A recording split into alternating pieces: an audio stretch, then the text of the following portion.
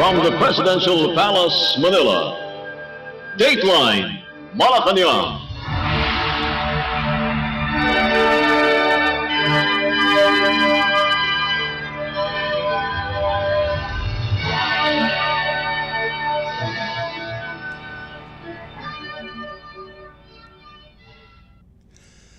Good day. This is Dateline Malacanang in review. The Philippines National Economic and Development Authority, or NEDA Board, chaired by President Ferdinand R. Marcos Jr. on Monday, approved the negotiated parameters, terms, and conditions, or PTCs, for the Bohol Panglao International Airport project, as well as changes to the approved PTCs for the Laguindingan International Airport project. In its 19th meeting in Malacanang, the NEDA Board approved the PTCs for the upgrade of the Bohol Panglao International Airport to resolve ambiguities in compliance with the recently enacted Public-Private Partnership, or PPP Code, which came into effect after the airport project was approved. The proposed project, with a total cost of 4.5 billion pesos, aims to increase the maximum passenger throughput of the Bohol Panglao Airport from 2 million to at least 2.5 million passengers per year at the project start, and to at least 3.9 million by the end of the project. The NEDA Board also approved changes to the Phase 1 scope of the Laguna Lakeshore Road Network, or LLRN project, which now includes the development of connecting roads and interchanges in various locations, among others. These locations encompass the town of Tunasan in Muntinlupa City, as well as San Pedro, Binyan, and Cabuyao in Laguna Province. Initially approved in 2021, the project entails the construction of a 37.5-kilometer primary road and a 12-kilometer viaduct from Lower Bicutan, Taguig to Tunasan, Muntinlupa, along with a 25.5-kilometer shoreline viaduct and embankment from Tunasan, Muntinlupa to Calamba, Laguna. The project is expected to stimulate economic activity in the National Capital Region, or NCR, Calabarzon, and Central Luzon upon its completion in 2027. NEDA Secretary Arsenio Balasacan, who also serves as the NEDA Board Vice Chairperson, said, "The board also recognizes the significant potential of the project in reducing transportation constraints on existing road networks, promoting economic development in the region, and providing safer, more convenient, and faster travel for road users in Laguna and nearby provinces." Dateline, Malacanang. Philippine President Ferdinand R. Marcos Jr. on Tuesday led the inauguration of the Halaur River Multipurpose Project Stage 2, or JRMP2, in the municipality of Calinog, province of Iloilo. Spearheaded by the National Irrigation Administration, or NIA, the JRMP2 is the first large-scale water reservoir considered as one of the government's flagship projects in Western Visayas. The 19.7 billion peso project is composed of three major components, namely irrigation development, environmental and watershed management, and institutional development. It also includes a 109-meter high dam, a 38.5-meter after-bay dam, and an 80.74-kilometer high line canal capable of providing several benefits like irrigation, bulk water supply, hydroelectric power, inland fishery and ecotourism, among others. In his speech, the president said, the project is expected to help increase annual rice production in Region 6 by 160,000 metric tons, which is almost 20% of the region's annual rice requirement. The chief executive also highlighted the at least 6.6 megawatts of hydroelectric power it will generate to supplement the power supply on Panay Island.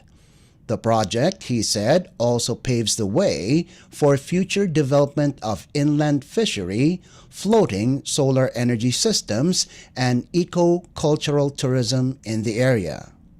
Let's listen to the speech of Philippine President Ferdinand R. Marcos Jr. during the event. I welcome you all with great excitement as we inaugurate the dams of the Halaur River Multipurpose Project, JRMP2. It is indeed another exciting day for us, since this will be by far the largest water reservoir project of the National Irrigation Administration outside of Luzon. Costing almost 20 billion pesos, the JRMP2 has three key components: the irrigation development, the environmental and watershed management, and institutional development. With the inauguration today and the further completion of the construction of 3 dams and line canals spanning more than 80 kilometers, we anticipate that more than 30,000 hectares of service area and around 25,000 farmers will benefit from this uninterrupted supply of irrigation water. This should boost further the development in the agricultural sector as well as the local economy of the entire region.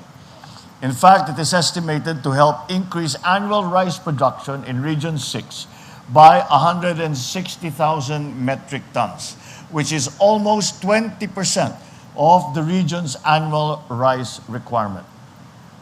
On top of its use for irrigation, a portion of the water from the High Dams Reservoir, or around 86 million liters per day, will be utilized to supply the commercial and industrial bulk water requirements of Iloilo City and its neighboring municipalities. We also look forward to the 6.6 megawatts of hydroelectric power that it will generate to supplement the power supply on Panay Island. Additionally, it is also proposed to develop inland fishery, floating solar energy systems, and eco-cultural tourism in the near future. With all these, the JRMP2 truly deserves its label Katuwang sa Kauswagan, or Partner in Progress. Let this project serve as a benchmark and an inspiration for all endeavors of this scale and of this magnitude. It's only the beginning of what we have in store for the development of our water resources. In the past, we only built irrigation dams for the single purpose of watering our agricultural production areas. Then, we made flood control projects to stop flooding and invested billions more for bulk water. In Bagong Pilipinas, we are strategically harnessing our finite resources, especially water. We are also wisely investing our limited funds in projects that will bring optimal development for the most number of beneficiaries in the most efficient manner. Our water development projects would not just bring irrigation or potable water to our people, but will also help address flooding, produce food, generate electricity, and develop tourism activities. The JRMP2 will definitely bring many benefits to the people of Iloilo in the coming years. For this, my utmost gratitude goes to the government of South Korea, which has generously partnered with us in this and many other very grand projects that we are undertaking in the Philippines. Yes, absolutely. Indeed, this venture is not only a symbol of our strong friendship and our long-standing ties, but also our reminder of a shared desire for growth and for development. I also recognize the men and women of NIA and especially to the skilled brains and hands that labored relentlessly to turn our plans into reality. The Senate President reminded me that he has been working at this for 13 years. And I think it is entirely too long that the phase 1 that was completed in my father's time, that the phase 2 should be completed in my time. We should not have waited that long. So I think we need to accelerate the process a little bit. While the work to build this project is almost done, our service to the people never ends. I urge everyone who will be tasked with the operations and further developments of this project to maintain our sense of purpose, our integrity, and dedication with you always. From the groundbreaking to the completion and down to the daily management, we must always uphold excellence and wisdom with compassion. And so, let us continue with a steadfast commitment to the well-being of our stakeholders and even the state of our future in mind. Hindi ko rin maaaring kalimutan ang mga magsasaka na araw-araw ay nagsisikap upang magbigay ng pagkain sa buong sambayanan. Hindi kami titigil sa pagpapatupad ng mga proyekto at programa na tutugon sa inyong mga pangangailangan at mapagaan sa inyong buhay. Mananatiling kasangga ninyo ako at ang buong administrasyong ito sa pagtupad ng inyong mga pangarap. Ladies and gentlemen, as we do the honors of opening the gates, of unveiling the marker of the Halaur High Dam, let us remember that with persistence, with unity and hard work, we can do the difficult. The impossible might take just a little longer. Should these few simple but meaningful words guide our actions every day, we will soon achieve what we once dreamed of. That of a bagong Pilipinas that overflows with bounty, with opportunity and prosperity for all our people. Because our people deserve no less. Thank you, and my heartfelt congratulations to everyone for this great project that will be of great assistance to many, many people. You just heard Philippine President Ferdinand R. Marcos Jr. Dateline Malacanang. Philippine First Lady Liza Araneta Marcos has joined the Philippine Coast Guard or PCG Auxiliary Executive Squadron with the rank of Auxiliary Vice Admiral. During a ceremony on board the BRP Gabriela Silang in Port Area, Manila on Tuesday, Department of Transportation or DOTR Secretary Jaime Bautista and PCG Commandant Admiral Ronnie Hill Gavan led the donning and oath-taking ceremony for the First Lady. Gavan said the PCG Auxiliary supports the PCG in the performance of its mandates centered on selfless service and compassion for Filipinos. The First Lady, he said, would help strengthen the PCG Auxiliary as her presence would inspire other members. Commandant Gavan said the First Lady has participated in the rehabilitation of the Pasig River, which is in tune with the PCG's efforts to preserve the country's rivers and seas. Like the PCG, Gavan said, the First Lady embodies the highest ideals of service, dedication, and patriotism, and does so with unmatched grace and sophistication. During the event, Araneta Marcos thanked the PCG for its efforts in ensuring maritime safety and maritime security, as well as upholding the country's sovereignty in the West Philippine Sea. Dateline Malacanang. The Presidential Communications Office or PCO said Philippine President Ferdinand R. Marcos Jr. is preparing for his third State of the Nation Address or SONA next week. The President is on top of finalizing his speech, the PCO said Wednesday, adding that he does not have any appointment on Wednesday to prepare for the SONA. President Marcos Jr. recently said Malacanang will release a detailed report to the public to thoroughly explain the contents of his third SONA on July 22nd. The President of the Republic of the Philippines delivers the SONA every year, usually every last Monday of July, to report the state of the country, unveil the administration's agenda, and ask Congress to pass priority measures. The next session of the 19th Congress will open in the morning of July 22nd. In the afternoon, the President will deliver his third SONA before a joint session of Congress. To recall, the Chief Executive earlier said that his SONA speech will contain the status of the economy and the crime situation in the country. President Marcos Jr. will also give an update on what he has mentioned during the previous SONA. The President said he is organizing the details for his SONA speech so that it will not exceed 1 hour. Dateline Malacanang. Philippine President Ferdinand R. Marcos Jr. on Thursday visited the province of Palawan to provide vital assistance to farmers, fisherfolk, and families who were severely affected by the El Nino phenomenon in a program at the Edward S. Hagedorn Coliseum in Puerto Princesa City.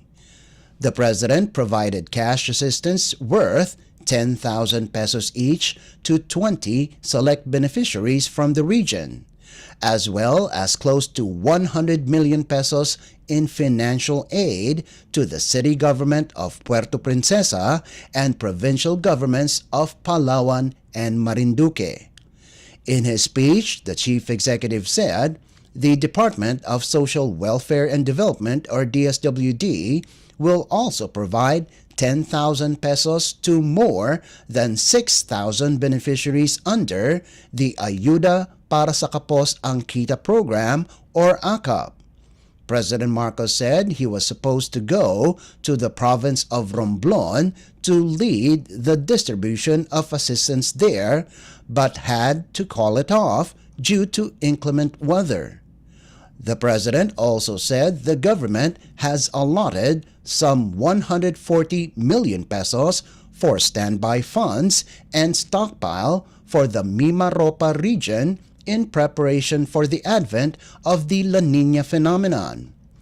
The Philippine Atmospheric, Geophysical, and Astronomical Services Administration, or PAGASA, recently raised the La Nina warning, announcing that there is a 70% chance that the phenomenon will occur starting next month.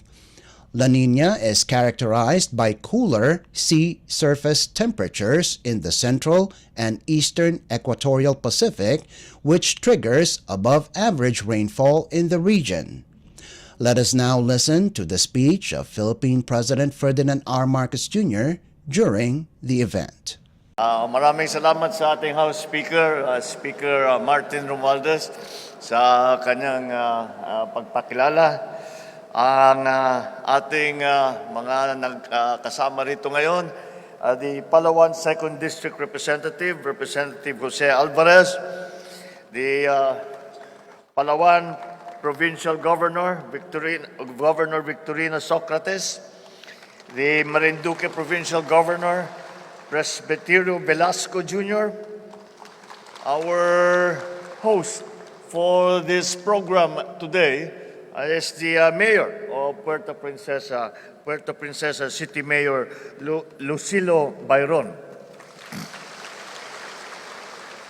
At aking mga kasamahan sa pamahalaan na nakikipagtulungan upang mapaganda ang buhay natin dito sa Pilipinas. At ang pinakamahalaga at ang pinakaimportante na grupo na nandito ngayon, kayo po, ang aming mga magsasaka at mangingisda na beneficiary para sa pagbigay ng tulong namin ngayong araw.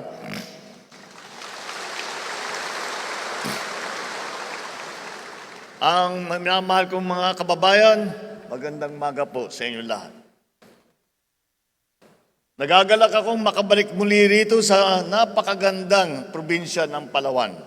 Kapag nababanggit ng karamihan ang lugar ninyo, ang agad na pumapasok sa isipan ko, siyempre, ang Puerto Princesa, ang Coron, ang El Nido, yun ang kilala sa buong mundo. Bukod sa pagka-UNESCO World Heritage Site tulad ng Puerto Princesa Subterranean River National Park at ang Tubataha Reef National Park, nariyan din ang mga naggagandahang isla at dalampasigan na kilala sa buong mundo. Ngunit, hindi alam ng nakakarami na ang Palawan ay nangunguna din sa larangan ng produksyon ng pagkain. Bukod sa malawak na mga taniman ng palay, mais at niyog, mayroon din kayong kasoy, saging at kalamansi. Ang mga ito ay hindi lamang ninyong naibabahagi sa mga turista, kundi pati na sa mga kababayan ninyo sa iba't ibang panig ng buong Pilipinas. Kaya sa araw na ito, hayaan ninyong kami naman ang mamamahagi ng biyaya sa inyo. Kung sanay ang lahat ng magdala ng pasalubong mula sa Palawan, kami ang magdadala ng pasalubong sa inyo rito sa lahat ng Palawan. Hindi lingid sa amin na matindi ang naging epekto ng nagdaang El Nino sa inyong mga sakahan at palaisdaan. Ayon sa aming huling datos, umabot sa higit 3 bilyong piso ang nasirang sektor ng agrikultura dito sa Mimaropa, sanhi ng matinding tagtuyot. Kaya marapat lamang na pag-ulanan naman namin kayo ng tulong upang makaahon kayo sa pagsubok na ipinagdaanan ninyo. Una rito, mula po mismo sa tanggapan ng Pangulo, magbibigay po tayo ng tigsa 10,000 piso sa ilang mga magsasaka, mangingisda at kanilang mga pamilya na higit na nangangailangan. Sa kabuuan, tayo ay magbibigay ng halos 100 milyong piso para sa mga benepisyado ng lalawigan ng Palawan at ng Marinduque. Bukod pa riyan, ang DSWD ay mamamahagi ng tigsa 10,000 piso rin para sa higit 6,000 benepisyaryo ng kanilang AKAP program.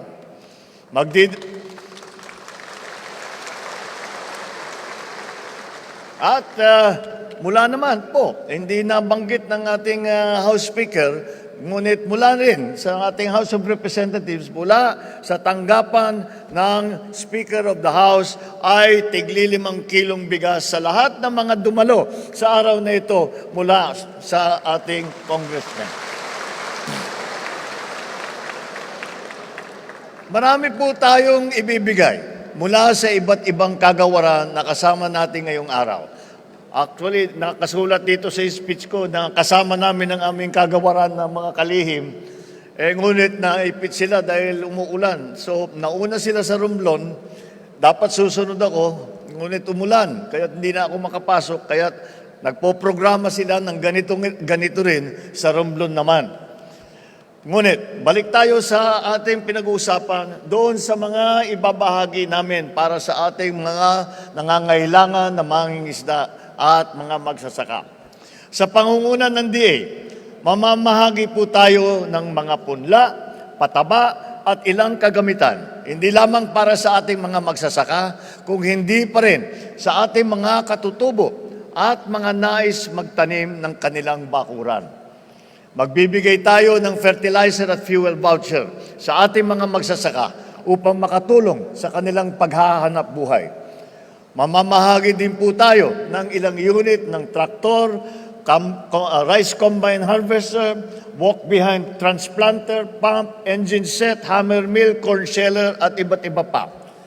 Mayroon din pong ipapamahagi ang BIFAR naman na 5 bangka, 3 lansa at 2 unit ng fish cage para sa ating mga mangingisda. Ang NIA naman po ay mamamahagi ng higit 8 milyong piso para sa operation and maintenance subsidy ng mga Irrigators Association. Ibibigay din po nila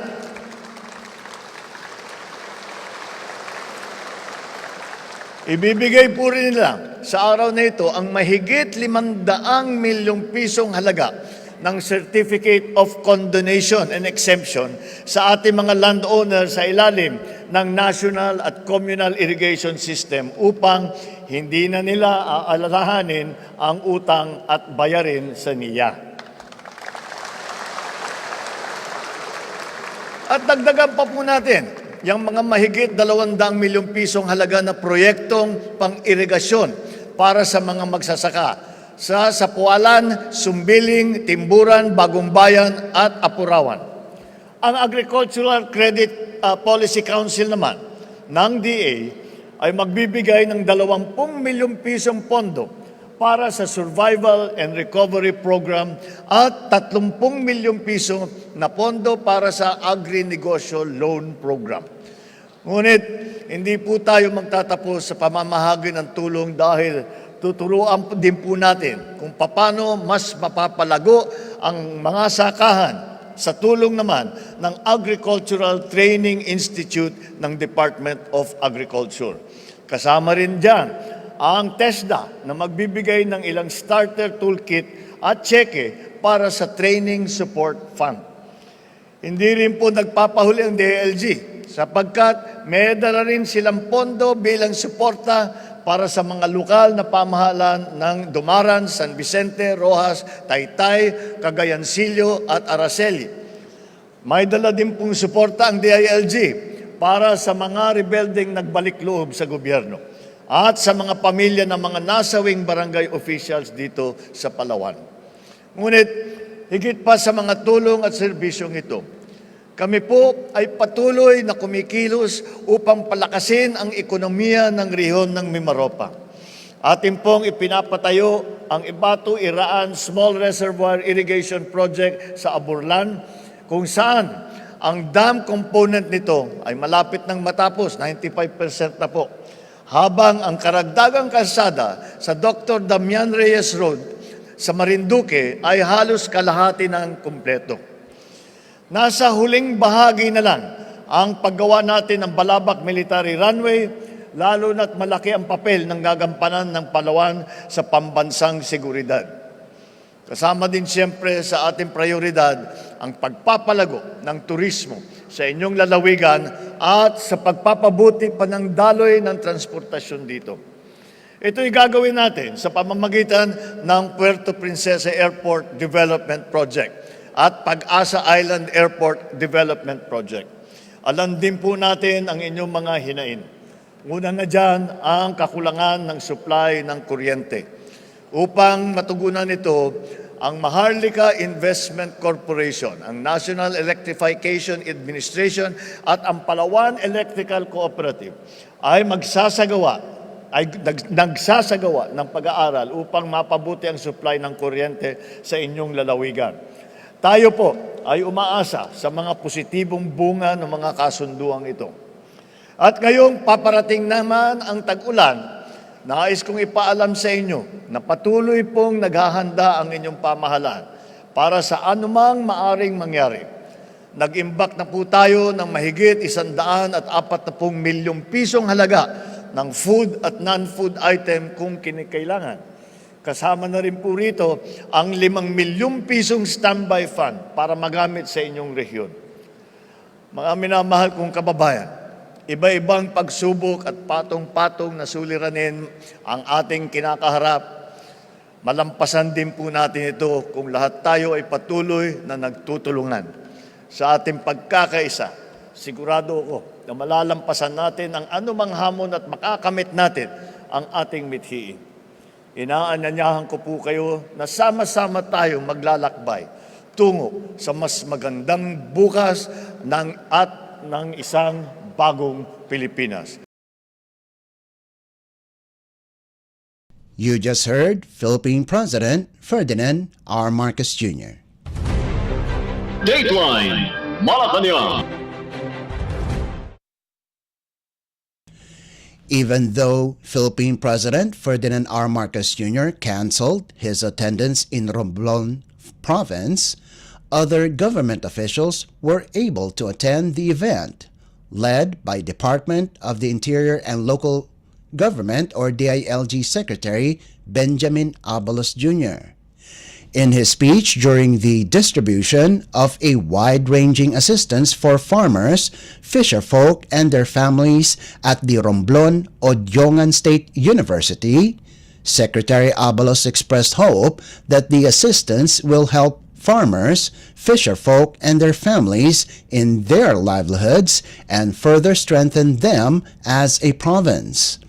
The Secretary conveyed admiration for Romblon's natural beauty and rich cultural heritage, highlighting its renowned marble industry and craftsmanship that has earned the province the title of Marble Capital of the Philippines. Secretary Abalos underscored the administration's commitment to mitigating El Niño's impact, citing data showing agricultural losses in the Mimaropa or Oriental Mindoro, Occidental Mindoro, Marinduque, Romblon, and Palawan region exceeding 3.28 billion pesos and affecting over 34,150 farmers and fisherfolk.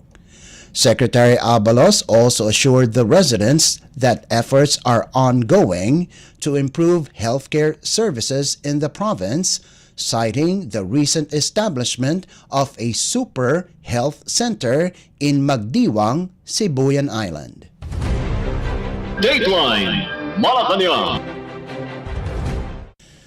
Philippine President Ferdinand R. Marcos Jr. on Friday traveled to the northern part of the country to continue the distribution of assistance to farmers, fisherfolk, and their families, this time in the Cordillera Administrative Region or CAR. During the program in the municipality of Luna, Apayao Province, the President turned over farm machineries, equipment, and other government interventions from various agencies. The Chief Executive also led the ceremonial distribution of presidential assistance amounting to 10,000 pesos each to 60 select beneficiaries from the provinces of Abra, Apayao, Benguet, Ifugao, Kalinga, and Mountain Province. President Marcos likewise handed over monetary support of 50 million pesos each to the provincial governments of Apayao, Ifugao, Kalinga, and Mountain Province, 34.5 million pesos to the provincial government of Abra, and 29.7 million pesos to the provincial government of Benguet. Let us now listen to the speech of Philippine President Ferdinand R. Marcos Jr. during the event. Distinguished Agricultural Secretary Kiko Laurel, tugaw kayo ako.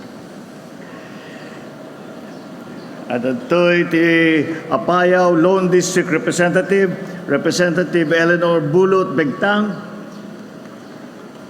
ang Ifugao Lone District Representative Solomon Chungalao, the Kalinga Lone District Representative, Representative Alan Jesse Mangawang.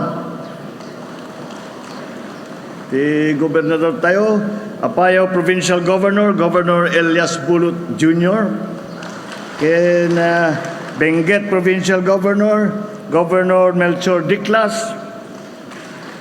Ifugao Provincial Governor, Jerry Dalipog, Governor Jerry. Mountain Province Governor, Governor Bonifacio Lacuasan Jr.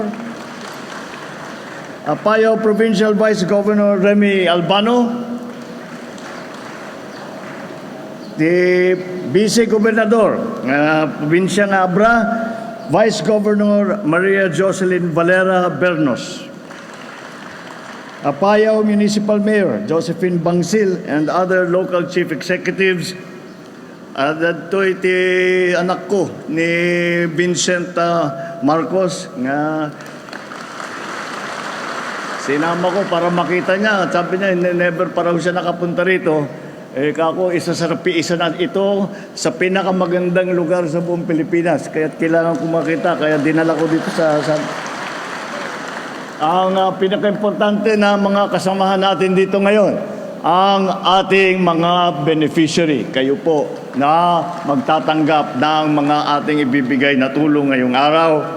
Ang aking mga kasamahan sa gobyerno, ang gagayang king kakabsat, na imbag nga daw yung masaya po ako na pagkatapos ng ilang sinubukang nating pagpunta ay sa wakas nakarating po tayo dito sa napakagandang lalawigan ng Apayao upang makasama at makumusta kayong lahat.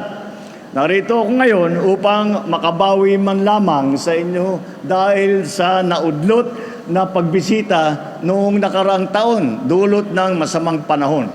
Kamuntik na naman tayo itong araw na ito dahil yung weather talagang nagsimula na ang tag-ulan. Kaya lahat ng pinupuntahan namin kailangan agahan. Kaya inuna ko na ang Apayao. Tama-tama rin po ang pagbisita ngayon dahil ipinagdiriwang natin ang Cordillera Month. Nais ko rin ipaabot ang aking taus-pusong pasasalamat dahil kinilala niyo po ako bilang isang adopted son ng Apayao. Ako po ay nagagalak sa titulo at pangalan na inyong ipinagkaloob sa amin na pamangalan sa akin. Muli po, maraming salamat sa inyong lahat. Agyaman ako, Nay. Higit po sa aking pasasalamat, narito po ako, kasama ng ating ilang opisyal ng pamahalaan, upang maghatid ng tulong sa ating mga minamahal na magsasaka, mangingisda, at inyong mga pamilya. Alam naman po natin, lahat ng maraming kabuhayan ang lubhang tinamaan ng El Nino noong mga nakaraang buwan at ilan sa mga naapektuhan ng matinding tagtuyot ay ang mga sakahan at palaisdaan. Kaya po, ayon sa aming datos, higit 1 bilyong piso, 1.24 billion, ang naging pinsala sa sektor ng agrikultura dito sa Cordillera Region na nakaapekto sa kabuhayan ng higit 28,000 magsasaka at mangingisda. Hindi po biro ang ganitong laki at lawak ng pagkawala na sana ay naging pagkain ng maraming pamilya at naging kita ng ating mga kababayan. Upang gabayan kayo sa inyong muling pagbangon, mamimigay po ang Office of the President ng tigsa 10,000 piso para sa ilang piling magsasaka at mangingisda mula sa Apayao, Abra, Benguet, Ifugao, Kalinga at Mountain Province. Sa kabuuan, naglaan kami ng mahigit 260 milyong piso para sa ating mga benepisyaryo na ipapamahagi natin sa tulong ng mga pamahalaang panlalawigan ng Cordillera Administrative Region. Ang DSWD naman ay mamamahagi ng tigsa 10,000 piso rin para sa 2,500 benepisyaryo ng AKAP program. Ito po ay kasama pa rin ang ilang ahensya ng gobyerno na magbibigay ng ayuda sa ilalim ng kani-kanilang mga programa na naaagapay sa inyong kabuhayan.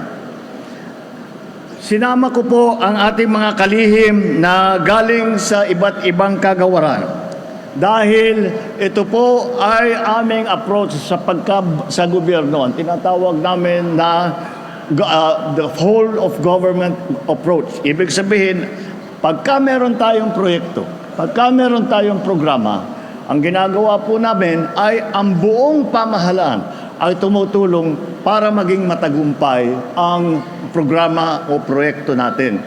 Kaya po, hindi lang po, sasabihin natin kung minsan, ito, DA lang, Department of Agriculture lang ang gagawa niyan. Hindi po, dahil nakakatulong po rin ang DSWD, nakakatulong din po ang DOLE, nakakatulong po ang DTI, nakakatulong po ang DILG. Kaya po, silang sinasama-sama natin lahat para matiyak natin na maging matagumpay ang ating mga programa. Kaya po sila ay nandito. Para po sa ating mga magsasaka, ang DA ay may mamimigay ng mga punla at samut-saring makinarya tulad ng traktora, mechanical transplanter, water pump, recirculating dryer, ilang pang mga kagamitan at pasilidad para sa pagtatanim at pag-aalaga ng hayop. Naglaan din ang DA ng pondo na nakakahalaga ng 70 milyong piso para sa Agri-Negosyo Loan Program upang matulungan kayong makapag-umpisa o mas mapalago ang inyong mga negosyo. At upang mapalakas ang implementasyon ng Agricultural Insurance Program, may inilaan din po tayong pondo na nagkakahalaga ng higit 130 milyong piso para dito sa inyong rehiyon upang mapayabong pa ang inyong mga sakahan. Magbibigay po ang NIA ng isang pump irrigation system at isang solar submersible pump at irrigation system na nakakahalaga ng 28 milyong piso para sa probinsya naman ng Kalinga. Mabibiyayaan din po tayo ng mga lalawigan ng Apayao at isang irrigation system na nakakahalaga ng 42 milyong piso. Sa BIFAR naman ay mamimigay ng ilang bangka, isang fish hatchery, ilang proyekto para sa integrated farm pond culture sa ating mga benepisyaryo dito sa probinsya.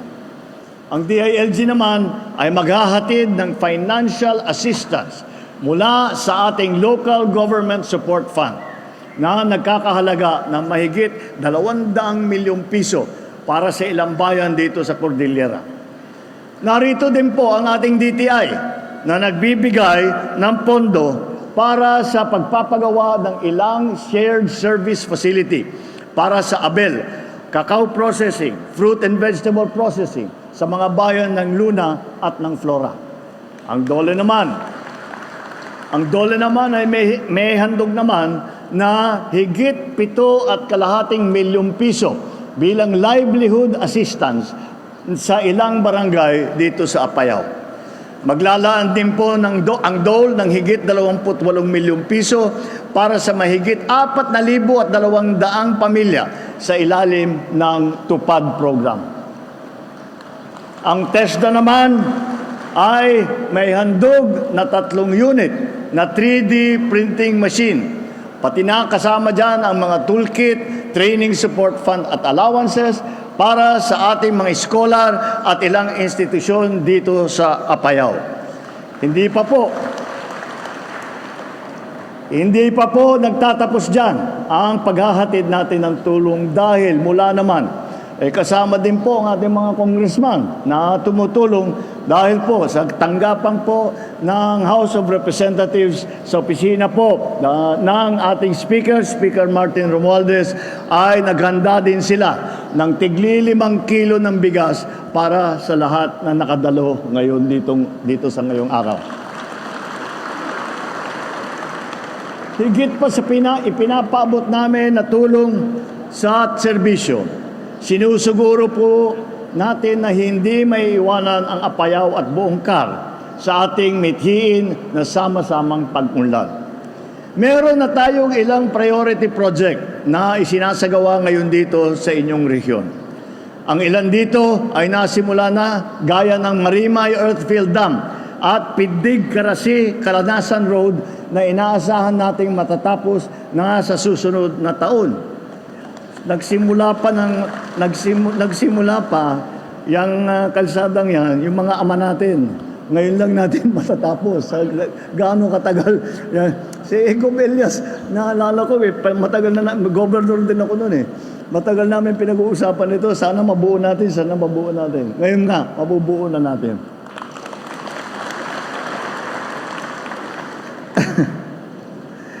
Ang patuloy din po ang pagpapagawa ng Apayao Sports Complex o Convention Center. At kasalukuyan, sinusuri naman ng DPWH ang hinihingi ninyong karagdagang pondo para sa proyektong ito. Ngayon naman, ay parating ang tagulan. Minabuti po namin na maghanda ng pondo, pagkain, non-food item na nagkakahalaga ng higit 83 milyong piso para dito sa region. Mga minamahal kong kababayan, asahan po ninyo na hindi tumitigil ang inyong pamahala upang ipapatupad ang ating mga proyekto at programa na magsusulong ng mas maganda na buhay para sa ating magsasaka at mangingisda. Kung hindi ng lahat ng mga mamamayan at ng Apayao at buong Cordillera. At tanging hiling ko lamang ay magtulungan at magkaisa po tayo upang makamit natin ang ating magandang hangarin para sa isa't isa. Asahan ninyo na narito lang ako, nandito lang po ako ang inyong pamahalaan na handang umagapay sa inyo sa lahat ng oras, anuman ang panahon, anuman ang problema, anuman ang pangangailangan ninyo. Kapit-bisig po natin tahakin ang daan tungo sa isang mas produktibo at masaganang bukas. Agbiag, ti manalog tayo. Agbiag, ti mangalap tayo. Agbiag, ti bagong Pilipinas. Diyos tigni na kadatoy amin nga po na imbag nga daw yung amin ako. You just heard Philippine President Ferdinand R. Marcos Jr. Dateline Malacanang. Before we conclude our program, Radyo Pilipinas World Service of the Presidential Broadcast Service is heard over the following shortwave frequencies: 15.640 MHz, 17.820 MHz, and 12.010 MHz. You can also visit our Facebook page and YouTube channel at Radyo Pilipinas World Service. You will be able to hear and view our Filipino and English programs, including news updates here in the Philippines. Kindly subscribe, like, and share our posts as well. And that concludes this edition of Dateline Malacanang in Review. For Radyo Pilipinas World Service, this is Leo Magpayo. Good day and stay safe. From the Presidential Palace, Manila, Dateline Malacanang.